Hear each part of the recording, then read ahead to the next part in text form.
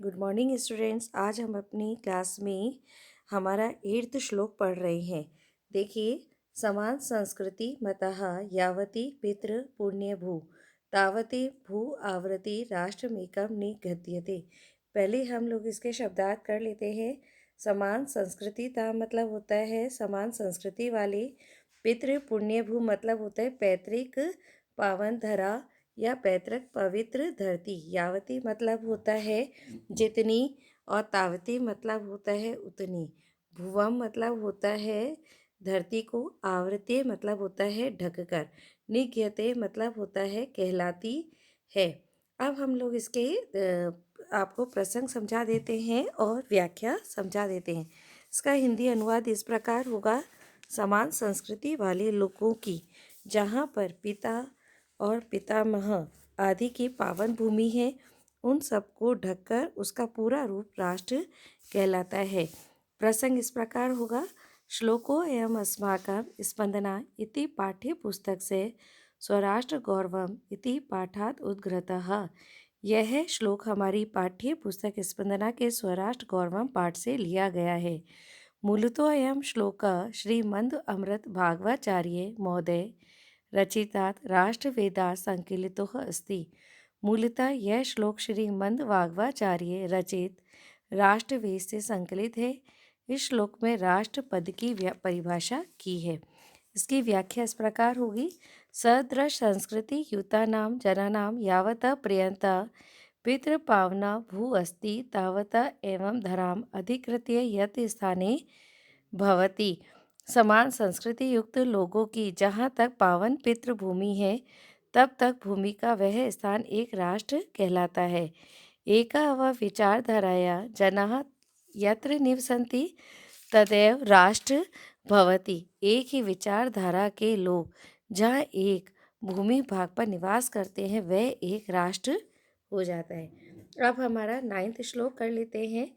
पितृभूतव्य पुण्यभूत्वं द्वयं यस्य न विद्यते तस्यां स्वततं तत्र राष्ट्रे भवितुं न क्रियायति। देखिए, सबसे पहले हम लोग इसका हिंदी अनुवाद कर लेते हैं। जिस व्यक्ति की ना पितृभूमि है यानी कि पिता की भूमि का भाव होती है, और जिसकी मातृभूमि का भाव नहीं होता है, उसका स्वामित्व होना भी योग्य नहीं है, अर्थात उसका स्वामित्व भी संभव नहीं है। अब इसके शब्दार्थ कर लेते हैं। पितृभूतव्य मतलब होता है पिता की भूमि का भाव। मातृभूतव्य मतलब होता है मातृभूमि होने का भाव, यानी कि स्वामी, और स्वामित्व मतलब होता है स्वामी होने का अधिकार।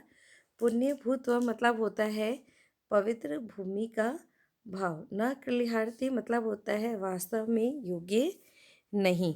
इसका जो हम बता रहे हैं हिंदी अनुवाद, वो तो मैंने आपको अभी समझाया ही है कि जिस व्यक्ति की ना पिता की भूमि का भाव है ना माता की भूमि का भाव है, उसका स्वामित्व होना भी योग्य नहीं है, अर्थात उसका स्वामित्व भी संभव नहीं है।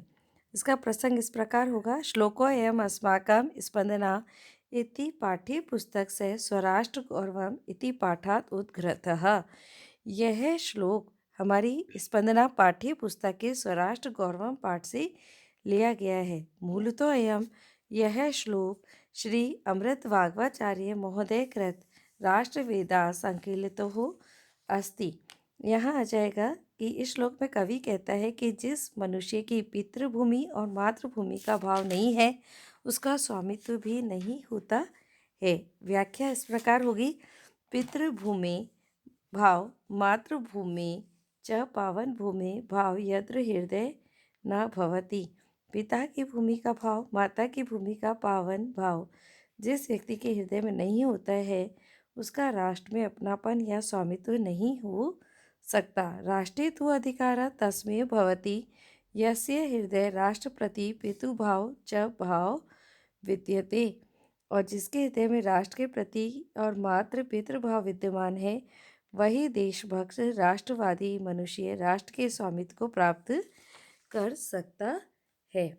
अब हम लोग इसके आगे का श्लोक है 10th, वो कर लेते हैं। देखिए, इस श्लोक में क्या बताया जा रहा है। राष्ट्रीय उत्थान पतने राष्ट्रीय अवलंब्य ही भवता सर्वदा तत् आच्छाद्य शरण्य राष्ट्रीय।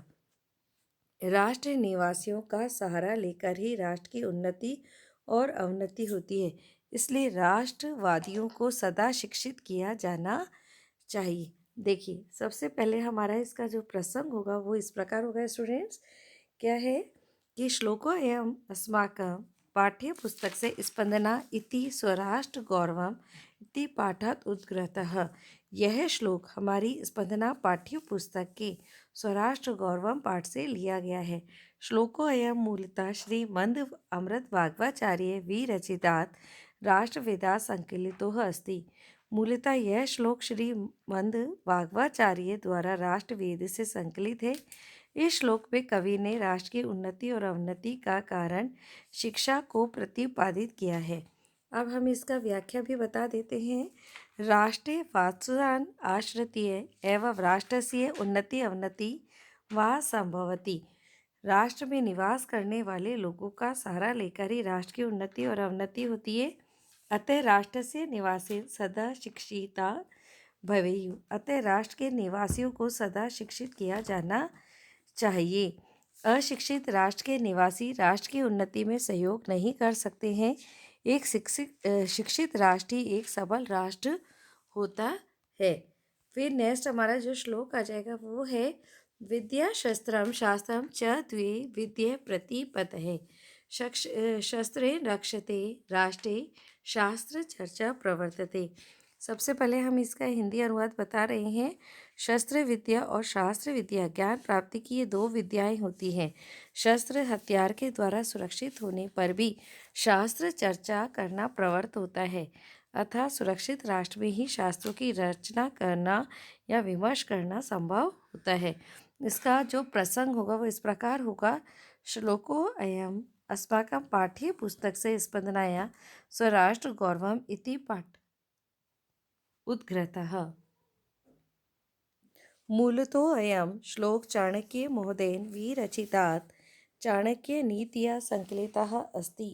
यह श्लोक चाणक्य नीति से संकलित है। इस श्लोक में कवि नीतिकार कहता है कि श्लोके अस्मिन् कवि नीतिकार कथयति कि शस्त्रेण सुरक्षिता राष्ट्र एवं शास्त्र चर्चा कर्तुं समर्थः भवति।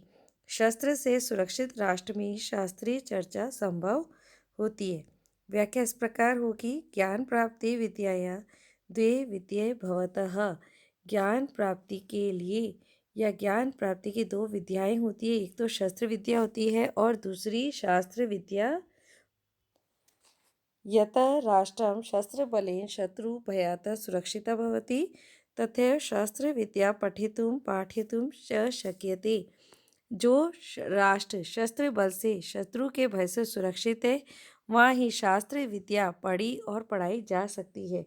उस शस्त्र बल से सुरक्षित राष्ट्र में ही शास्त्रों विद्याओं विज्ञान आदि का विमर्श होता है। वहीं शास्त्र चर्चा होती है। अतः राष्ट्र की रक्षा के लिए शस्त्र विद्या का अत्यधिक महत्व होता है। इस प्रकार स्टूडेंट्स आज हमने जो स्वराष्ट्र गौरवम पाठ का पार्ट 2 पढ़ाया है, आपको अनुवाद समझाया है, इसका प्रसंग और व्याख्या समझाया है, इसको आप ध्यान से सुनेंगे और समझेंगे। Okay students, thank you.